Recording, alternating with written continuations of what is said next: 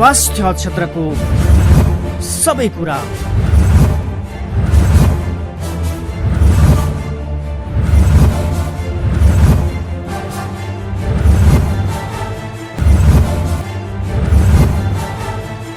कार्यक्रम स्वास्थ्य दर्पण। स्वास्थ्य दर्पण मिडिया नेटवर्कको प्रस्तुति र अहिले नेपाल टेलिभिजन प्लसबाट प्रसारण हुँदै आइराखेको स्वास्थ्य दर्पण कार्यक्रमको 7औं गौरवमय वार्षिक उत्सव तथा स्वास्थ्य दर्पण राष्ट्रिय हेल्थ अवार्ड 2075 का गरिमामय सभाका प्रमुख अतिथि नेपाली कांग्रेसका महामन्त्री आदरणीय व्यक्तित्व माननीय प्राध्यापक डाक्टर शशाङ्क कोइरालाज्यू, विशिष्ट अतिथि पूर्व स्वास्थ्य तथा जनसङ्ख्या मन्त्री डाक्टर वंशीधर मिश्रज्यू, त्यस्तै गरी नेपाल पत्रकार महासङ्घका महासचिव रमेश विष्ट लगायत यस कार्यक्रममा विभिन्न सङ्घ संस्था र सङ्गठनबाट पाल्न हुने देशैभरिका आदरणीय महानुभावहरूलाई म हार्दिक स्वागत गर्न चाहन्छु। पत्रकारिताका धेरै अग्रज गुरुहरू हुनुहुन्छ। मलाई लाग्छ सबै चिज पछिल्लो समय जे गर्दै आयो स्वास्थ्य दर्पणले यसलाई आफ्नो खोज र त्यसको गहिरो बोझ र आफैमा प्रयोगशाला भन्ने मुख्य सिद्धान्त र अनुभवको आधारमा आफूलाई अगाडि बढाइराखेको अवस्था छ। यहाँबाट लाग्न सक्छ हामी यो गर्न सक्छौँ, यो गर्न सक्दैनौँ, यो गरे राम्रो हुन्थ्यो।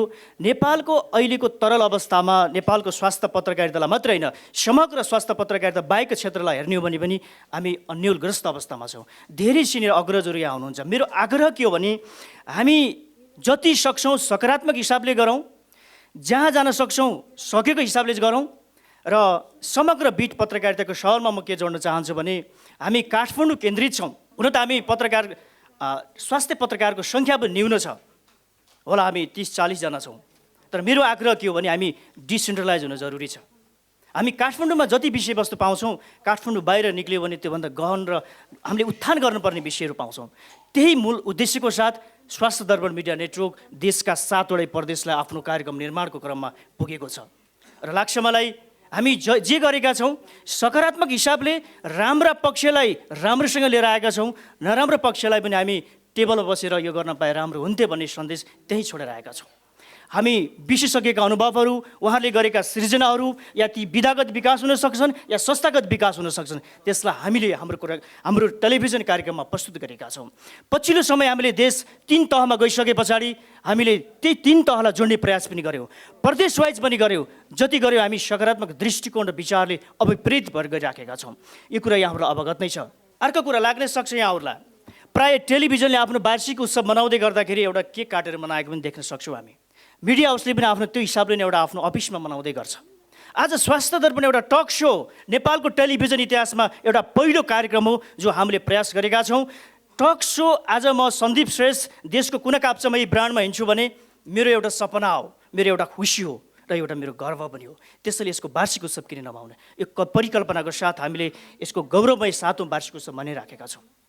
अर्को कुरा हामी हेल्थ अवार्डको कुरा छ। हुनसक्छ यसको आफ्नै खालको मापदण्ड छन्। हाम्रो जुरी टिम थियो, आदरणीय व्यक्तित्व चिकित्सक डाक्टर साहबहरू हुनुहुन्छ, मिडियाबाट अधिवक्ता हुनुहुन्छ, सबैसँग हामीले कन्सल्ट गऱ्यौँ। देशबाट करिब 60 देखि 70 जना चिकित्सकहरूको लिस्टिङ गऱ्यौँ, जसमध्ये उहाँहरूको अनुभवलाई हामी राख्यौँ, छलफल गऱ्यौँ र सबैजना उत्तिकै प्रबल हुनुहुन्थ्यो, सबल हुनुहुन्थ्यो, जसमध्ये हामीले सबैको कम्पेरिजन गर्दाखेरि छुट्याउन सकेनौँ। तर पनि हामीले जति बुझ्यौँ, जे बुझ्यौँ, हाम्रो कार्यक्रम निर्माण गर्दाखेरि प्रत्यक्ष उहाँहरूसँग हामीले गरेका सामिप्यता सहभागिताका आधारमा हामीले उहाँहरूलाई अवार्ड गरेका छौँ। यो अवार्ड प्रत्येक वर्ष हामी गर्दै जानेछौँ। धेरै आदरणीय व्यक्तित्वहरू हुनुहुन्छ। यो पटक हामीले 7वटा प्रदेशबाट 7 जना चिकित्सक, चितवन यो संस्था अहिलेसम्म रहेको अवस्थाले गर्दा म चितवनबाट आफ्नो पत्रकारिताको इतिहासलाई जोडेको हिसाबले चितवनलाई माया गरेर एउटा बिदामी थपेका छौँ। 8 जना चिकित्सकहरू हुनुहुन्छ र त्यसमध्ये एउटा युवा चिकित्सक जसले आफ्नो पेसा बाहेक पनि आफ्नो दायित्व, आफ्नो नेतृत्वलाई गाउँ दूरदराजमा गएर जसले आफ्नो सेवालाई प्रवाह गर्नुभयो,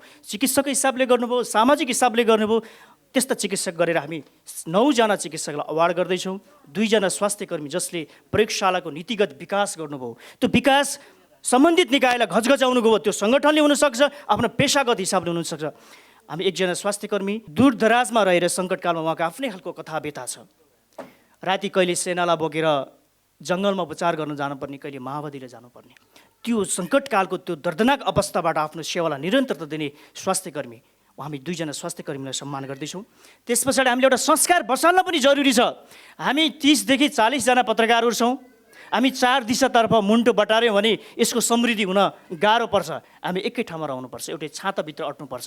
त्यही मूल सिद्धान्तको साथ हामीले अग्रजबाट सुरुवात गरेका छौँ, जसले विधागत र संस्थागत विकासमा जोड गर्नुभयो। आदरणीय स्वास्थ्य अग्रज पत्रकारहरूलाई हामीले सम्मान गरेका छौँ। 6 जना स्वास्थ्य पत्रकारहरू हुनुहुन्छ, धेरै काबिल पत्रकार साथीहरू हुनुहुन्छ। हामी कर्मिक रूपमा तपाईँहरूलाई सम्मान गर्नेछौँ र यो सम्मानको संस्कार जसरी स्वास्थ्य दर्पण मिडियाले आज गरेको छ, प्रत्येक मिडियाका साथीहरू यहाँ हुनुहुन्छ, तपाईँहरूबाट सुरुवात गरौँ।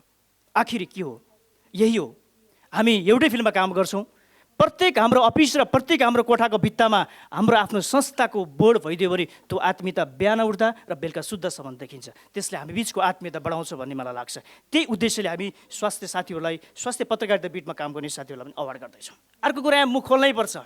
यत्रो कार्यक्रम गरिरहेछ एउटा टेलिभिजनले, केक काटेर अफिसमा कार्यक्रम मनाउँदै गर्दा स्वास्थ्य दर्पण चितवनमा स्थापित छ अहिले पनि। हो, यसको कर्पोरेट काठमाडौँ छ, म काठमाडौँ बस्छु, मेरो टिम काठमाडौँबाट काम गर्छ, तर यसको अफिस चितवन हो, त्यसको छुट्टै भाव छ। तर पनि यत्रो कार्यक्रम भव्य भइरहेछ, कसरी भइरहेछ, कसको ब्याकअप छ, कुन हिसाबले गरिरहेछ, धेरैलाई खुल्दुली लाग्न सक्छ। म भन्छु संस्थाको प्रमुखको हिसाबले, यो कार्यक्रम प्रस्तुताको हिसाबले, परिकल्पनाको हिसाबले, समग्र आफूले नेतृत्व गर्दै गर्दाखेरि स्वास्थ्य दर्पण सक्दासम्म गर्छ, रोडमा आउँदासम्म पनि गर्छ, जति बेलासम्म गर्छ, जुन दिन सक्दैन हात उठाउँछ इमान्दार साथ हिसाबले। त्यसैले म भन्छु सबै कुरा गर्न पैसा चाहिन्छ, आर्थिक पाटा बडा महत्त्वपूर्ण छ, बजारको पाटा महत्त्वपूर्ण छ, यो बुझेका छौँ हामीले। अत्यन्तै दर्दनाक र अत्यन्तै कठिनाइ साथ यहाँ आर्थिकको कुरा मात्रै होइन, विविध पक्षहरू जोडिन्छन्। त्यसैले गर्दाखेरि धेरै चुनौतीका बिच हामीले यो स्वास्थ्य दर्पण मिडियालाई अगाडि बढाइराखेका छौँ। र युवा पुस्तालाई मेरो आग्रह के हो भने हामी अब अग्रजबाट सिकौँ, रचनात्मक बनाऊ, अध्ययनशील बनाऊ र यस्ता कार्यक्रमबाट आफूलाई पनि त्यही ढाल्ने कोसिस गरौँ।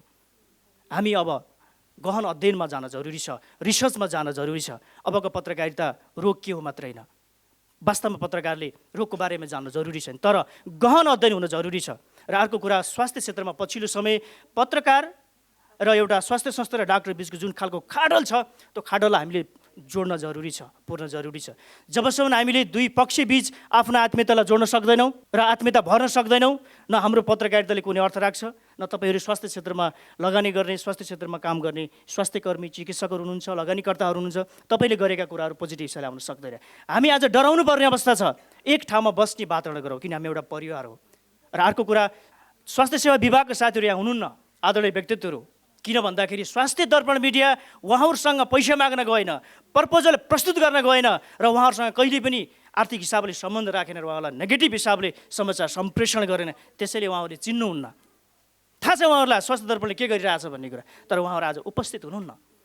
साँच्चै यो एउटा दुःखलाग्दो अवस्था हो।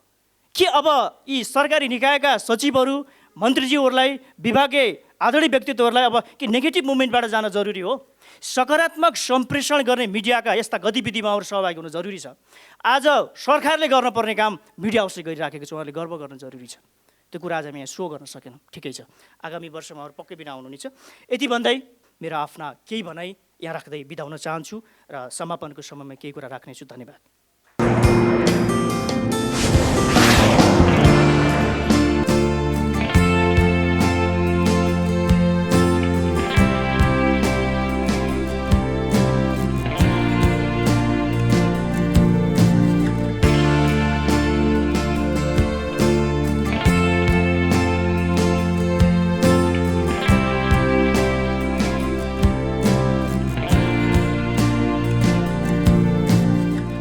स्वास्थ्य क्षेत्रको सबै कुरा